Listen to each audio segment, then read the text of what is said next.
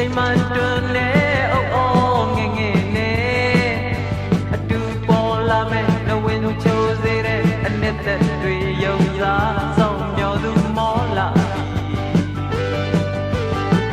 မမကြည်တာအာယုံတွေပြမျောရီကဟိုဝေးမနေရဖြစ်တွေစိတ်ကူးရမငေးမနေရချစ်တွေစင်လာရင်လည်းနောင်တွေရများပြောင်းလာမိုးအရင်ရောင်ပိုး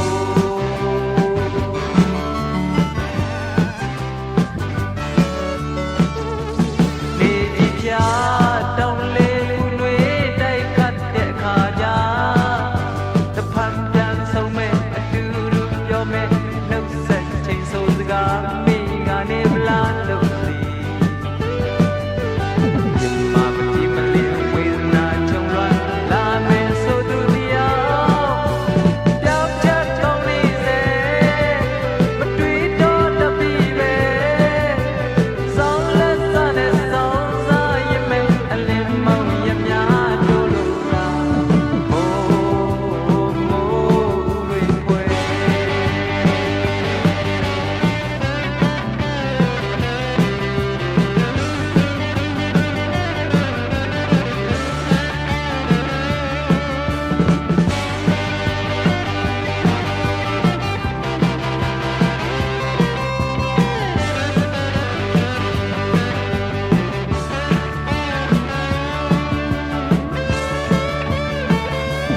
ဘယ်စီဝဲချီရီရဲ့ဆတ်လမ်းမရောက်နေလေဘယ်ထာနေမှတောင်းတင်နေတဲ့စိတ်ကူးတွေလေးရှက်အခက်ကြုံလူနွမ်းလာပြီလာချိန်တန်တော့ပေါ်မလာနိုင်တော့ဘယ်လိုဖြစ်တာမလဲတတိယချင်းတွေနဲ့လွန်ရဲ့စနေမြေပလဲဦးမျက်ရည်ထိန်ထားမရတဲ့တဲများလာမစဲမိုးနဲ့မြိုင်မိုးသုံးမျက်ရည်မိုးသုံးမျက်ရည်မိုးသုံးမျက်ရည်မိုးသုံးမျက်ရည်မိုးသုံးမျက်ရည်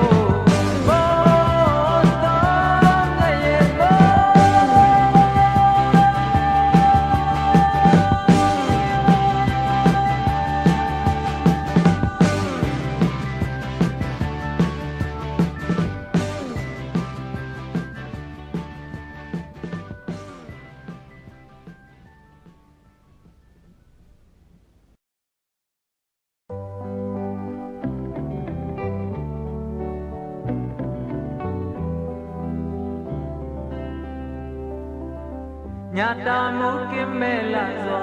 လေပွေတရားတွေအမမထင်မဲ့တိုက်ခိုက်ရက်ဆက်လာနှုတ်ငယ်တဲ့မောင်အရင်ပန်းအတိမကျွဲတဲ့မောင်တကွယ်ပန်းအညာမခိုင်သေးတော့ကွယ်မဖွင့်ဖြိုးခင်ကြွေကကြကြရှာပြီ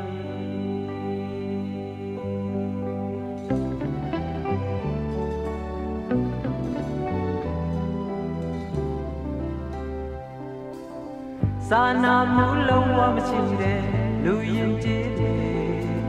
အလက်ကိုချောင်းတစ်ဖက်ကတစ်ချက်အငိုက်ကိုအပြက်နာမဲ့မောင်အရင်ပန်းတန်စင်နေမောင်တပွင့်ပန်းအနီရောင်စွန်ခြင်းကအလားမပြေခင်မြေမခရရှာပြီ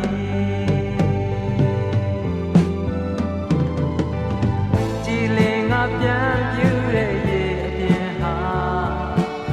ဝဲကရက်ထံလှုပ်ရှားသွားရပြီဘောတာယာကအေးချမ်းတဲ့အခြေအနေတွေရုပ်ပြက်ွယ်လွင်ပါသွားပြီပဲမောင်အရင်ပါမောင်အသေးပါက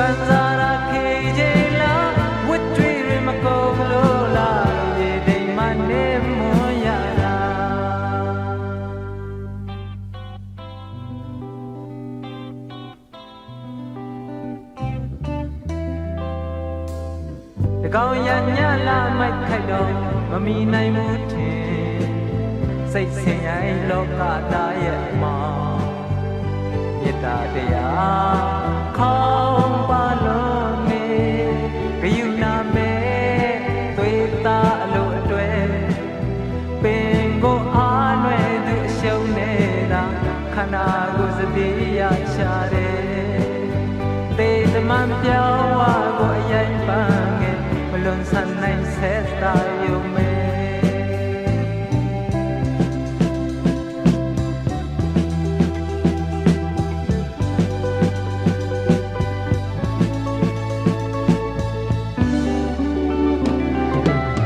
ကြည်လင်ကပြန်ပြူတဲ့ရေအပြန်ဟာဝဲကရက်ခံလှူရှားသွားရသည်ဘောတာယာသာအေးချမ်းတဲ့အခြေအနေတွေရုပ်တရက်ပွဲလွင်သွားပြီပဲမောင်အရင်ပန်းမောင်အသေးပန်း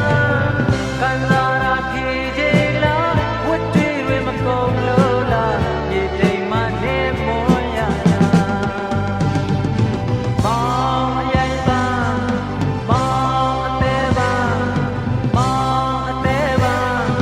မောင်အရင်ပန်း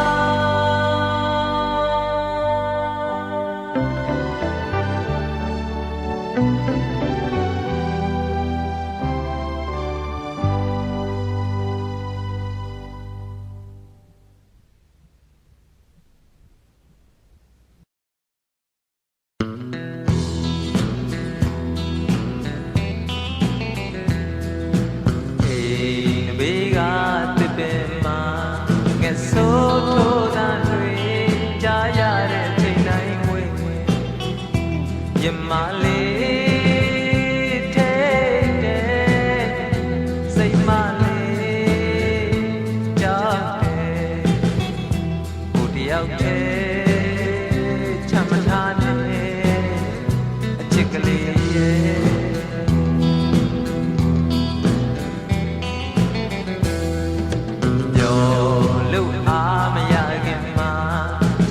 ဆိုအညိုရိတ်စင်တို့ဘဝရဲဝင်ခဲ့တဲ့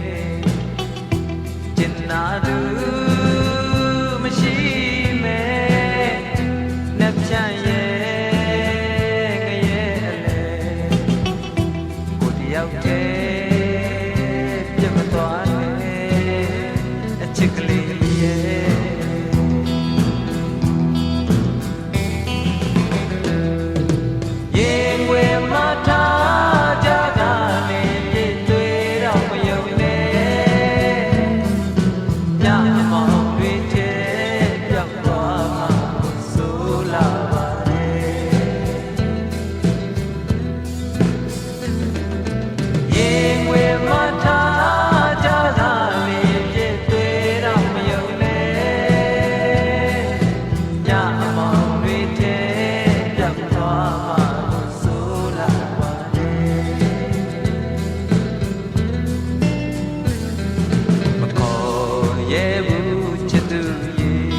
ပြန်မထူတော့မှလို့ချိန်ချောက်တဲ့ဒီစီရဲ့ပိုင်ဆိုင်ခြင်းသေးတယ်ခွဲခွာကိုစောမဲ့ဘုတ်တစ်ဖက်ကအရင်မကူနဲ့အချစ်ကလေးရဲ့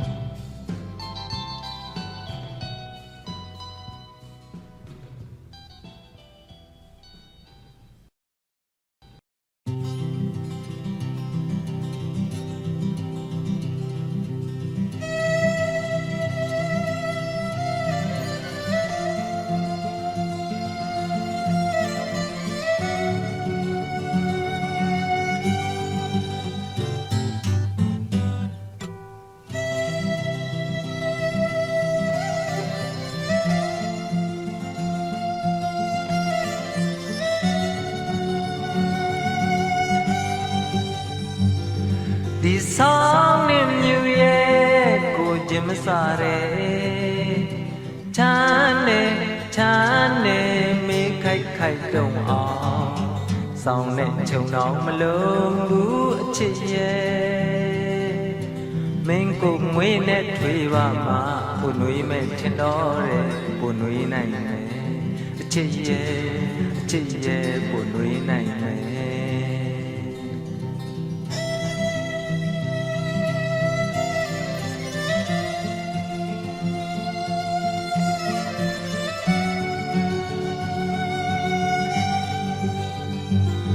အိုဘဲပန်ချယ်ရီနေရနိုင်တယ်လာတယ်ဆောင်းလာရတဲ့ခင်ရဲ့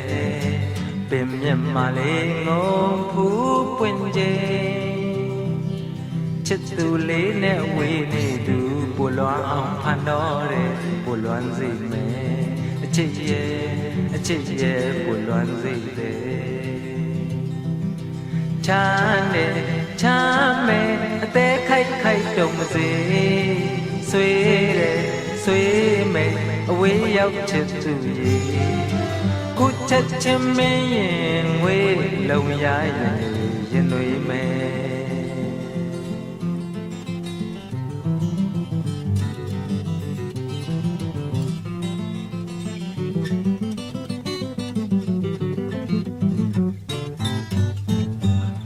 မျောလင်းစိတ်ငယ်ရဲ့တောင်းတမ်းကြတယ်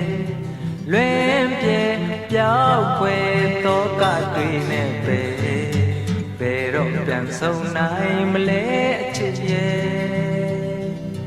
ကိုရင်တဲ့အရောက်လျှောက်လာလဲရင်ငွေကိုလိုလားတဲ့အရင်ကလိုပဲထွေးမဲ့နှွေးမဲ့အရင်ကလိုပဲ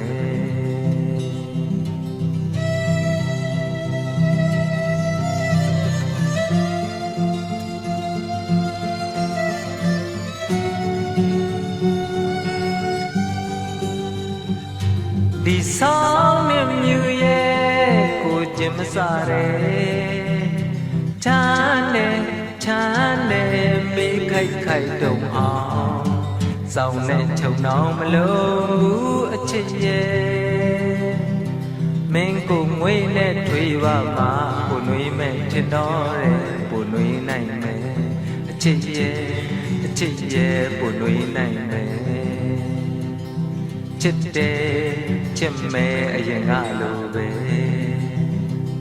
အချစ်ရဲ့ရင်ငွေလိုတယ်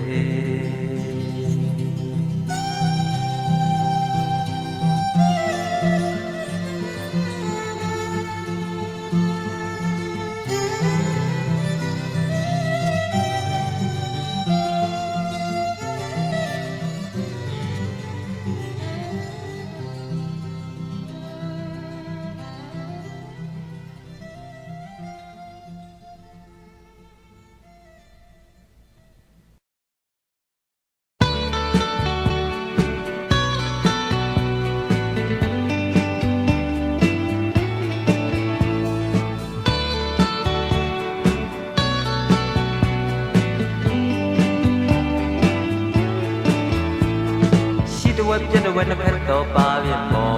မှာလိမ့်နဲ့တနခါကွက်ကြံလို့နေတလိမ့်ရင်လိမ့်လို့စီးစင်ကြလာရလားမျက်နှာတွေလို့ပဲထင်ရောက်နေစီးပလေစေချစ်သူရဲ့မတော့လိုက်နဲ့အပြာရောင်လေးဒီငယ်ရီနဲ့တကယ်နာ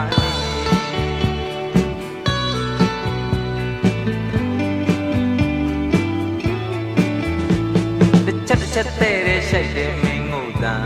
လေးညတကောင်ရန်တီးတပုတ်လိုပဲလေးရဲ့ပြုံးနေမင်းရဲ့မျက်နှာမြေတော့အလှပကြည့်ချာအလားထင်စရာပဲစီးပလေစေချစ်သူရဲ့မတော့လိုက်နဲ့အပြာရောင်လေးဒီမြေရီနဲ့တကယ်လိုက်အပြာရောင်လေး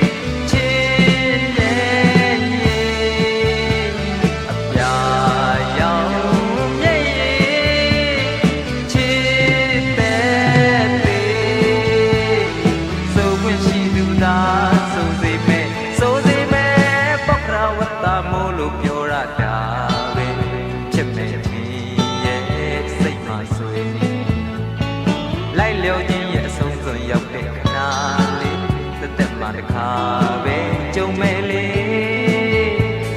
စီးမလေးစေချစ်သူရဲ့မတော့လိုက်နဲ့အပြာရောင်လေးပြင်းပြင်းရီနဲ့ရင်လွန်နေ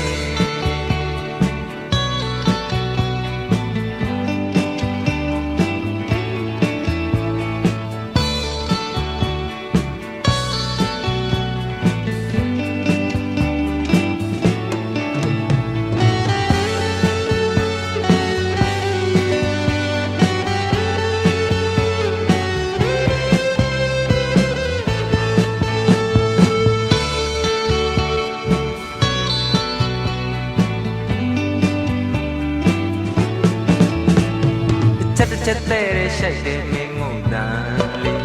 ညတကောင်ညာတီးတပုတ်လိုပဲလေရဲ့ရဲ့ပြုံးနဲ့မင်းရဲ့မျက်နှာမြင်တော့အလားပကြီးတခြားအလားထင်စရာပဲစီမလေးစေချစ်သူရဲ့မတော့လိုက်နဲ့အပြာရောင်လေးဒီရဲ့ရီနဲ့တကယ်လိုက်အပြာ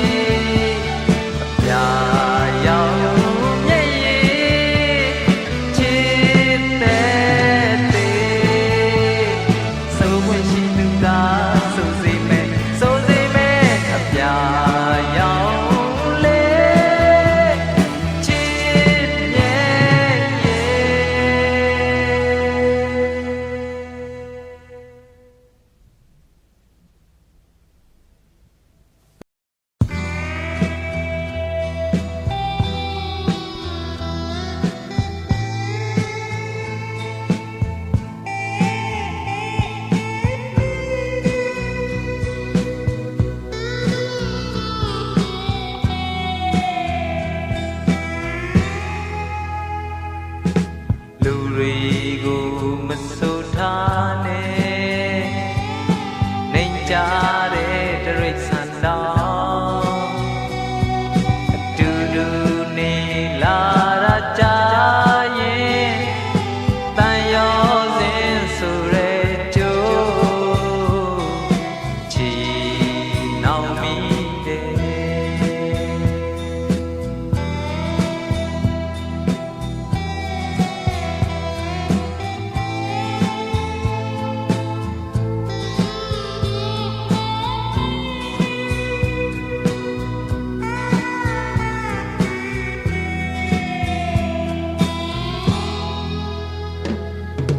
ရင်နာအောင်ရည်ရွယ်ချက်နဲ့တက်တက်မဲ့ပြောရလား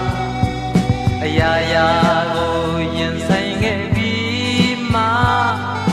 တန်ရောစင်ကုန်တဲ့စကားတော့မယုံခြင်းဘူးကွယ်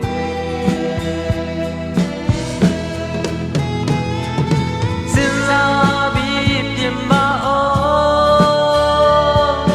နောက်ဆုံးစကားမဖြစ်စေနဲ့ချစ်ချင်ရဲ့အတိတ်နဲ့သဘောအပြတ်ပြောလို့မရနိုင်နဲ့အတွက်တာဆိုတာလည်းလည်းဖြတ်လို့မရဘူးအချစ်ကလေး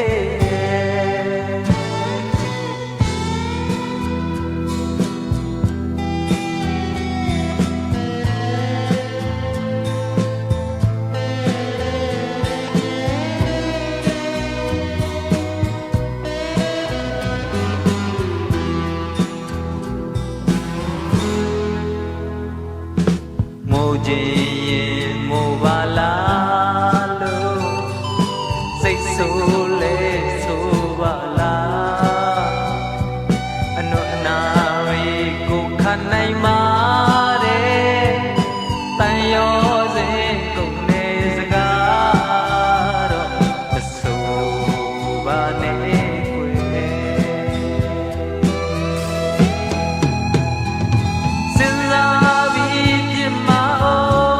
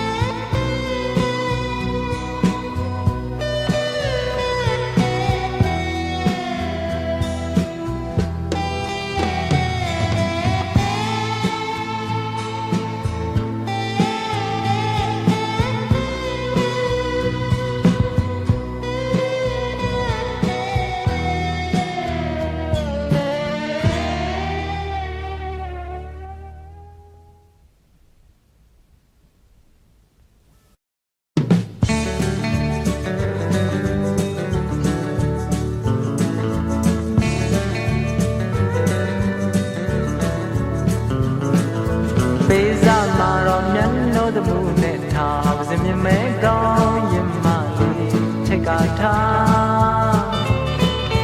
သူတို့လုံးငါရဲ့ရှေ့မှာမောင်းကိုစလေးခင်လေးကြတာဘာမှမပြောနိုင်ဘူးငါလေးအသက်မဲ့တတ်ပုံက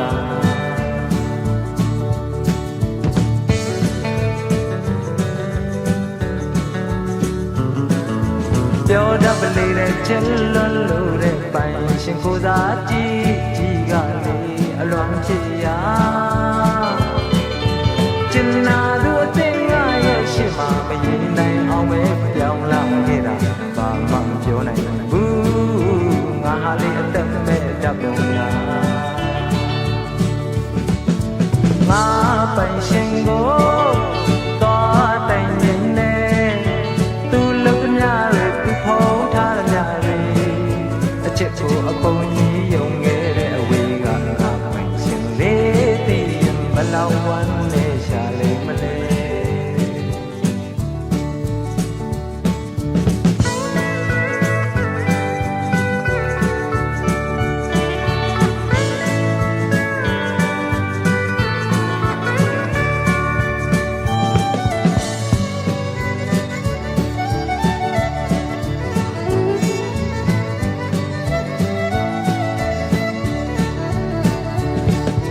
ရေးလိုက်ရင်တော့လွမ်းလွန်းလို့တဲ့ပြန်လဲဆုံးပေးမဲ့ရဲ့ကိုမျောတဲ့မုံများ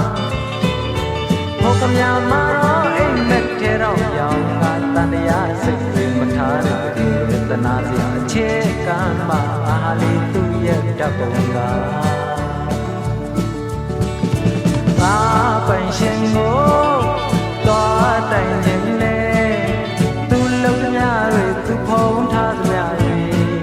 အချစ်ကိုအပုံကြီးယုံခဲ့တဲ့အဝေးကငါပိုင်ရှင်လေးတည်ရင်ဘယ်လောက်ဝမ်းနေရှာလိမ့်မလဲ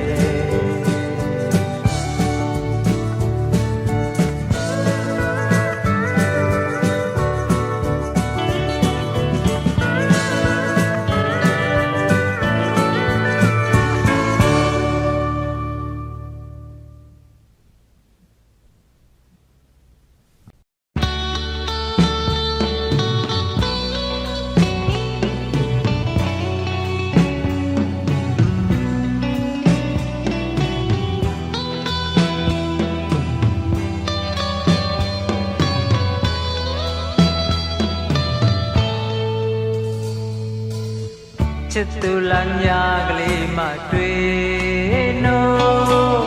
ချစ်သူလမ်းညာကလေးမှတွေ့လေနို့လေရှာနေသူချင်းကြာလာတော့နီးတစ်ထက်နီးကတွေ့တာမိတဲ့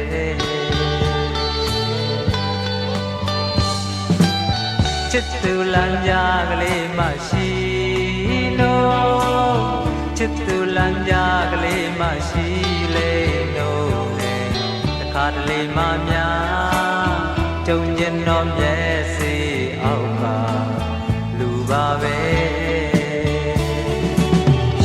ဘယ်သူပြောနိုင်မှလဲမြင်ရင်ချက်ချင်းသိခဲ့ပါလေလူတွေရာထောင်ချီ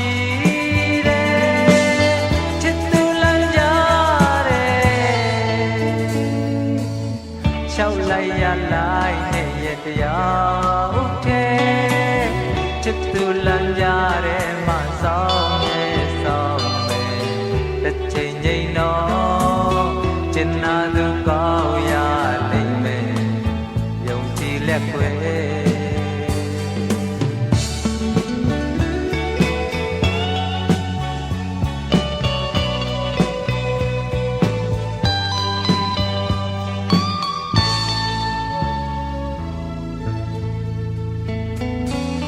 ချစ်သူလမ်းညာကလေးမှတွေ့နို့ချစ်သူလမ်းညာကလေးမှတွေ့လေနို့နဲ့ရှာနေသူချင်းကြာလာတော့နီးတစ်ထက်နီးကတွေ့တာမိတဲ့ဘယ်သူပြောနိုင်မှလဲမြင်ရင်ချက်ချင်းသိခဲ့ပါတယ်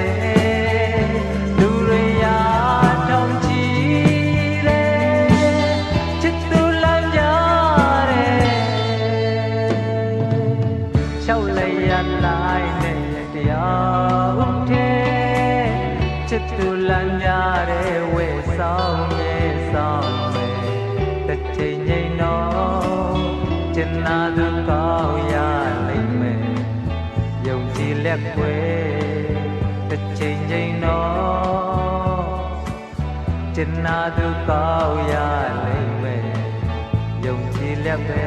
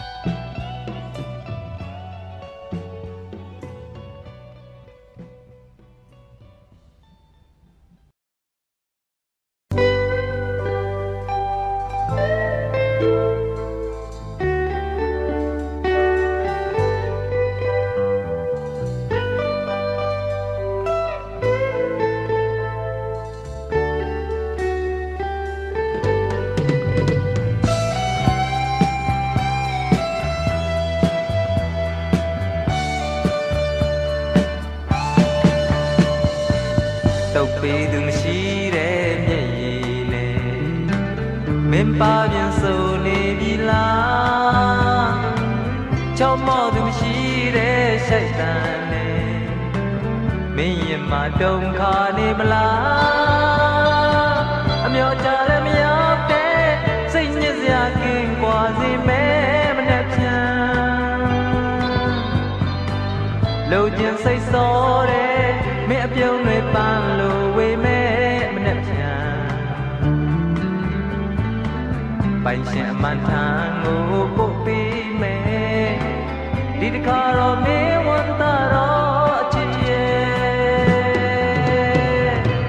အရင်လို့ပြန်လာမယ်ကောင်းငင်အောင်အရင်လို့ဖြောင်းတမ်းမယ်လာငယ်ရှောင်းအရင်လို့လက်တွေအပြစ်ကလေးဝန်ချဖို့ရဲ့အချစ်တွေစားဖို့ရဲ့မင်းရှိရာကိုပြန်ခဲ့မယ်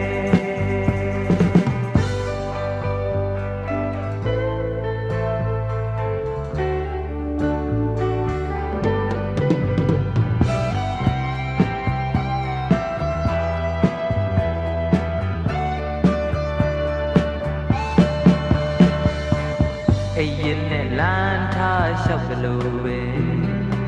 အချစ်မရှိရနဲ့ကျွန်လာသူလက်နိုးမမီရဲ့အချစ်ရဲ့ငွေအေးချမ်းသာကိုမြင်လာသူမိနိုင်မမလားလို့ခွင့်လွတ်စကားနာမှာချိုမဲမနဲ့ဖြန်ပြောနိုင်မမလားလို့မင်းအနာတွေမို့လို့ရွာမဲမနဲ့ဖြန်နေရာမှစီလူမှအရောက်လန်းစေဒီတခါတော့မင်းဝန်တာတော့အချစ်ရဲ့အရင်လို့ပြန်စိတ်လမ်းမဲ့ဥယျာဉ်မှာအရင်လို့ပြန်မွေးမဲ့ပန်းငယ်တမွေအရင်လို့ပန်းပေးခွင့်နီးနေပြီအလားတင်ရှာကြဖို့ရဲ့ဘဝတစ်ဒီဆောက်ဖို့ရဲ့မင်းရှိရာကိုပြန်ခဲ့မယ်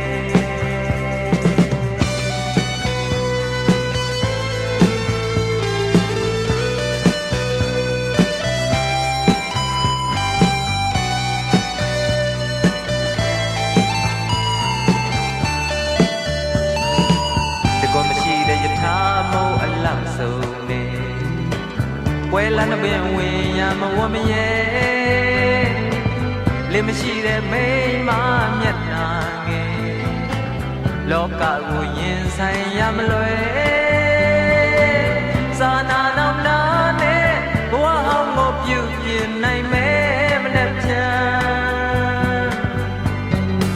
အကျဉ်းနာစာပွားနဲ့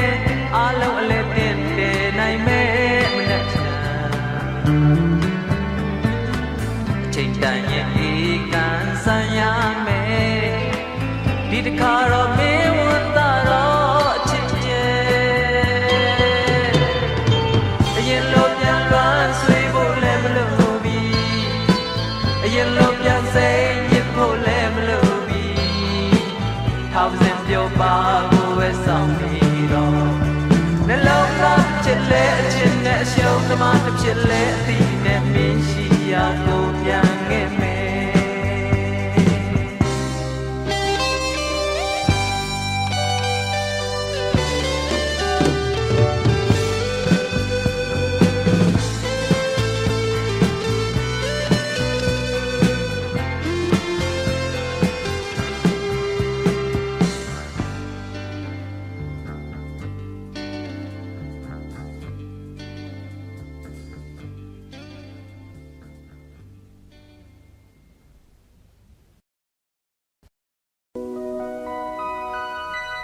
မြင်လို့သာလက်ခံရတယ်ကြုံလို့သာလက်ယုံရတယ်ကိုယ်နှလုံးသားတွေကတော့မဖြစ်နိုင်ဘူးလို့မြင်နေစေရုပ်ရည်လားအပြောဆိုများစိတ်တွေသဘောထားလဲယုံသားမင်းလို့မျိုးစနေချင်းပါရမီပြေဝတဲ့သူဟာလက်ပွင့်ညာအရေးတွေကြားသူစရိုက်သားတို့ရဲ့လမ်းကြားရွေးစရာတခြားမရှိလို့လားပင်လေခရီးဆက်ရှောင်နေတာကိုခေါ်ခြင်းနဲ့အိုးလိုက်ခဲတော့မင်္ဂလေးရ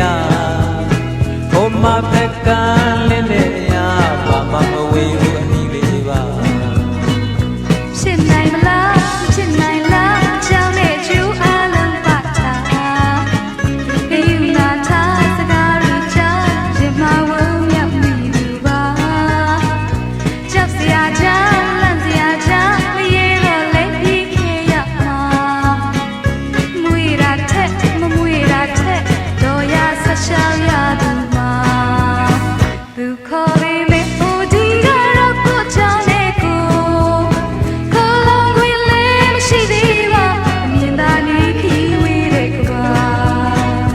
လာခြင်းယနေ့နီးလေပါလာနိုင်တော့ဝေးဝေးနေအောင်ပါလာခြင်းယနေ့နီးလေပါလာနိုင်တော့ဝေးဝေးနေအောင်ပါ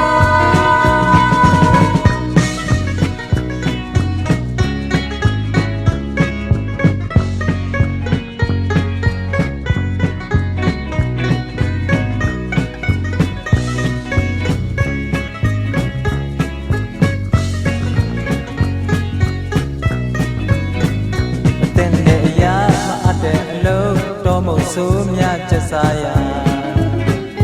လိုက်သူမရှိကြည်သူမရှိအကာအကွယ်မဲ့လို့ဆိုရင်စရာအမမြလေးတွေ့တာနဲ့ဖက်ပြိုင်မှုတတိမနေပါသူပါလေကိုကိုတော့ထောင်စင်ထိန်သိမ့်ခဲ့သူပါလူကိုယုံလက်ကံကိုတော့စိတ်ချလို့မရပါ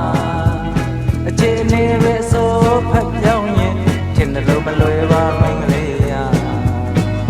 ချစ်သမျှချာကောင်းလို့ပဲအောင်နေပြီးခီးဆက်ရမှာ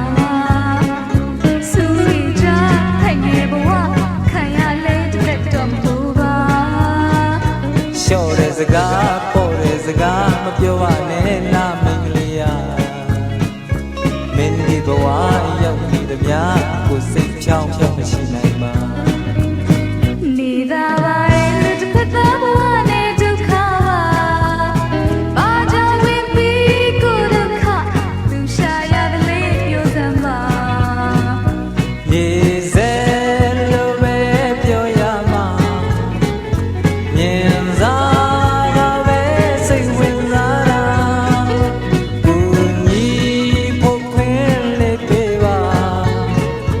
တဲ့လုံးနောက်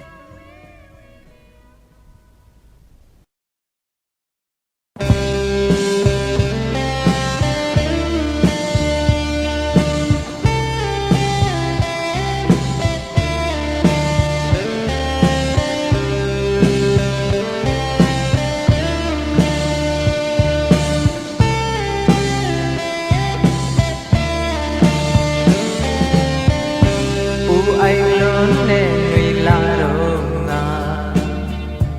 အတူတူနေနိုင်ခဲ့သေးတယ်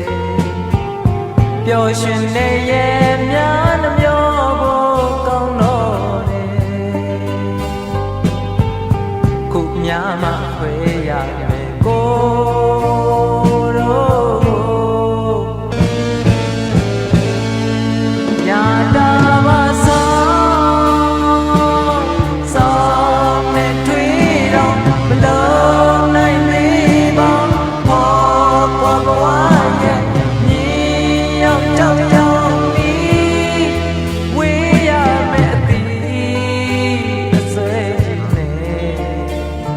ရှောင်နိုင်တဲ့ဆောင်ရွက်မကြုံခြင်းနဲ့ဆောင်ရွက်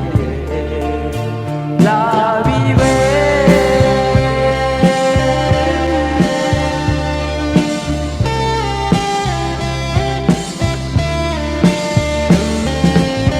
တုံးကြီးကချမ်းလုံးမတန်တာတဲ့ကျင်နာသူရွှေရင်ဘယ်ခါမှပြန်ပြီးအိပ်စက်ရပါမလဲချစ်တီမှခွဲရတယ်ကိုတို့ညာတာပါဆောင်ကိုစွတောင်းတာမပြေတဲ့အဆုံးတော့အာကိုကြိတ်ကခံနေရပြီပေါ့နှလုံးသွင်းရလေခဲတတ်ခွေမညာတာတဲ့ဆောင်ရဲ့မစာနာတဲ့ဆောင်ရဲ့ကြာပြီပဲ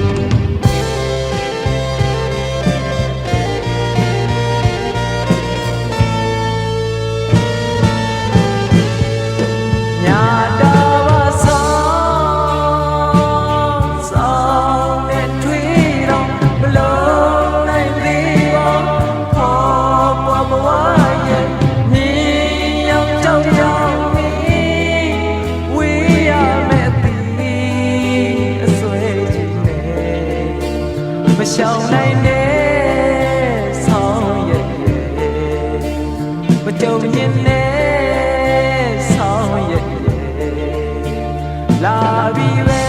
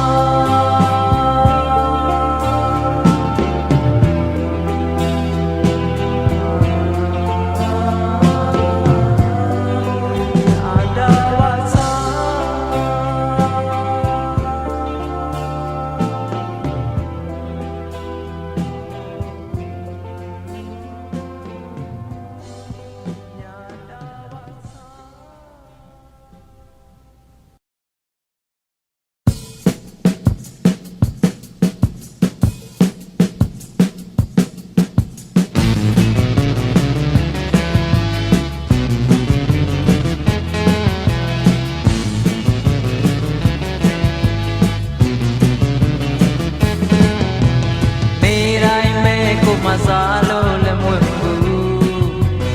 ရင်ခါနေတယ်ညာတိုင်းပဲကိုမအိတ်လို့လည်းမပြောဘူးအာနေတယ်လို့ပဲအဖြူရောင်ဒီရောင်တွေရင်တယ်ဆိုရင်ပဲမနေနိုင်အောင်ပါပဲအိုးဆရာမရဲ့အိမ်ပြန်ရောက်တိုင်းပဲ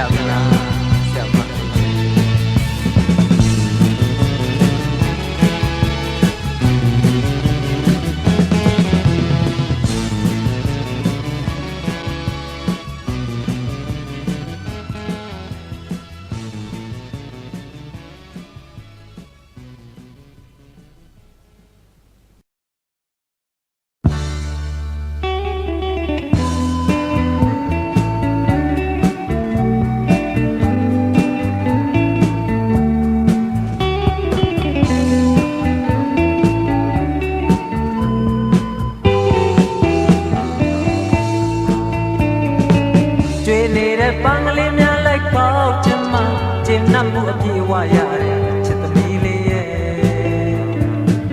ဒီလိုသာအမြဲရောင်ရဲနိုင်ခဲ့ရင်ဘယ်လောက်ကောင်းမလဲ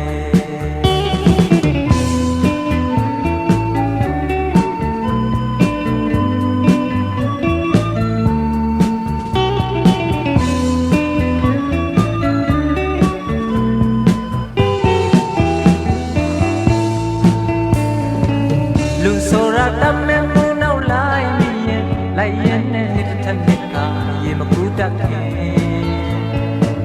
ပင်ကိုစိတ်ချမ်းမြေ့မှုတွေမတိမတာပျောက်သွားမယ်အပင်ထဲပွင့်နေအမြင်ပန်းကိုပန်းစင်ရင်လာ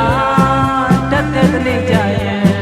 မင်္ဂဘာတစ်ပြေးပြေးရှုပ်ထွေးလို့လာမဲ့တွေ့နေတဲ့ပန်းကလေးများလိုက်ကောက်ချင်မှပျော်တတ်တဲ့ရိုးသားမှုချစ်သမီးလေးရဲ့ဘယ်လိုလူလောကစည်းစိမ်အတွက်မှမစတေးနဲ့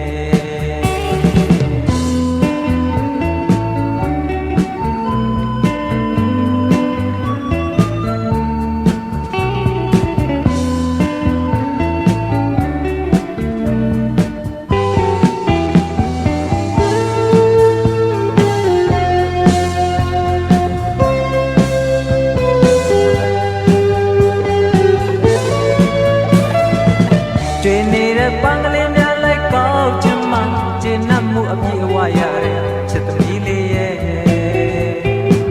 ဒီလိုသာအမြဲရောင်ရဲနိုင်ခဲ့ရင်ဘယ်လောက်ကောင်းမလဲအပင်ထဲပွင့်နေအမြင်ပန်းမှု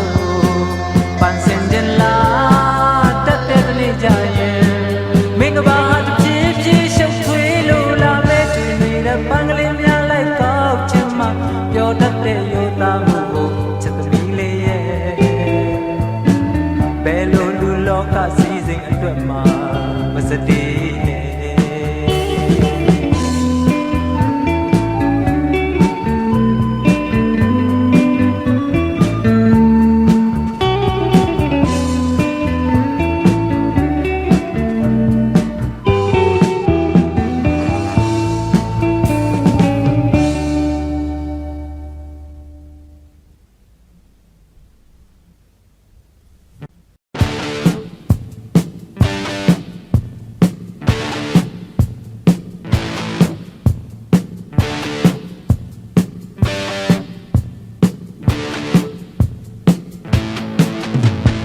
ွယ်ရမှာမခုတ်တတ်တဲ့ကြောင်ရှာရင်ဒီနေရာရှောင်းမှာကွယ်ကြံပေးခြင်းရဲ့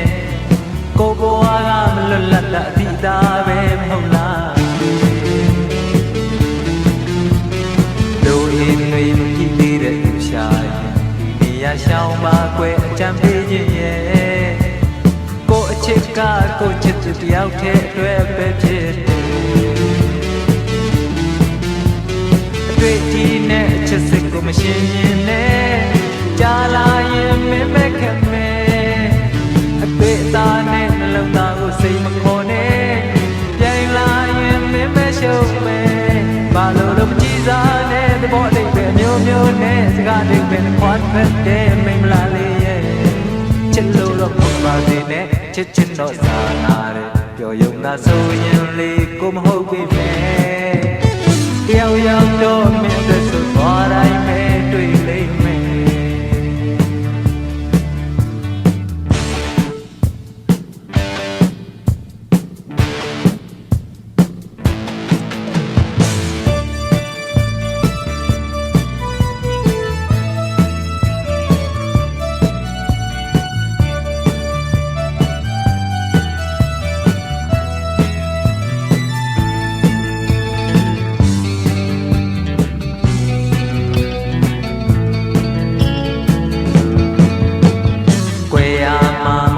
တဲ့ကြောင်ရှာရင်ဒီနေရာရှောင်းမှာကွယ်ကြံပေးခြင်းရဲ့ကိုဘဝကမလွတ်လပ်တာအတိသားပဲမဟုတ်လားလူရင်းတွေကြည့်သေးတဲ့သူရှာရင်ဒီနေရာရှောင်းမှာကွယ်ကြံပေးခြင်းရဲ့ကိုအချစ်ကကိုချစ်သူတယောက်တည်းအတွက်ပဲဖြစ်တယ် စိတ်ကိုမရှင်းခြင်းနဲ့ကြာလာရင်မင်းမဲ့ခဲ့မယ်အတွေ့အသာနဲ့နှလုံးသားကိုစိတ်ခေါ်နေကြိုင်လာရင်မင်းမဲ့ရှုံးမယ်ဘာလို့မကြည့်စားနဲ့တဘောလေးပဲမျိုးမျိုးနဲ့စကားလေးပဲဖွာထွက်တဲ့မိမလာလေးရဲ့ချစ်လို့တော့မပါနေနဲ့ချစ်တော့သာတာတဲ့ပျော်ရုံသာဆိုရင်လေကိုမဟုတ်ပြီမယ်တယောက်ယောက်ပြောမိသက်ဆုံးသွားတိုင်းပဲတွေ့လိမ့်မယ်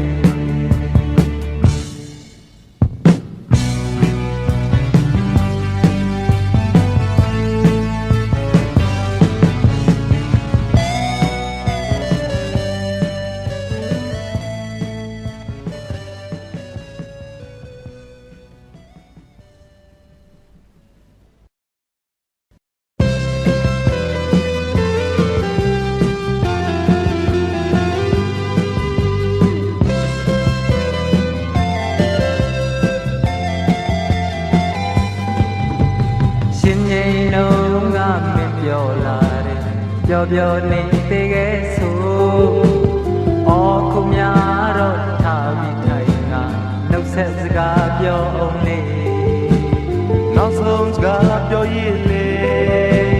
ပြိုရွယ်ဘဝမှာမာနာနဲ့မင်းရဲ့အားကိုအစင်ငယ်မသိခင်သင်္ခါရကလက်ဦးတော်ပြီးပဲ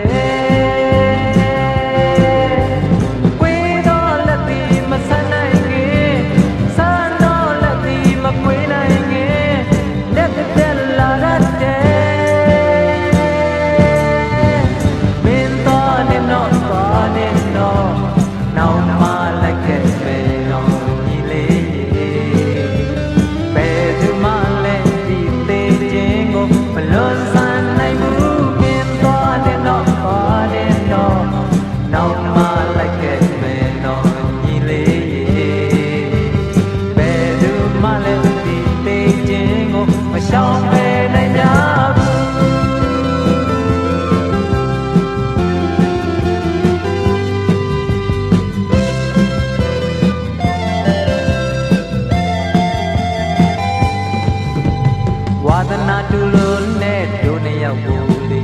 ညီအကိုတငယ်ချင်းတဲ့တနေ့စီဝေးပြီးသွားသည့်တိုင်အောင်စိတ်ဓာတ်ကမပြောင်းလဲတဲ့လမ်းဟောင်းကလမ်းကောင်းလေ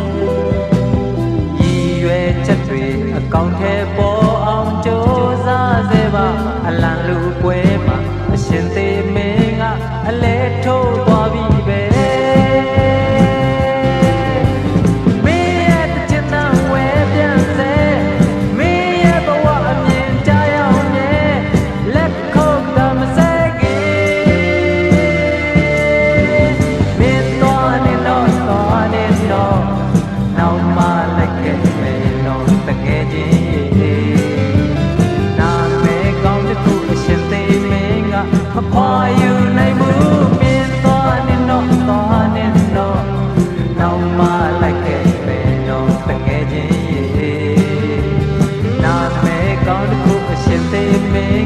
အသေးချာချင်ရဲ့ပဲ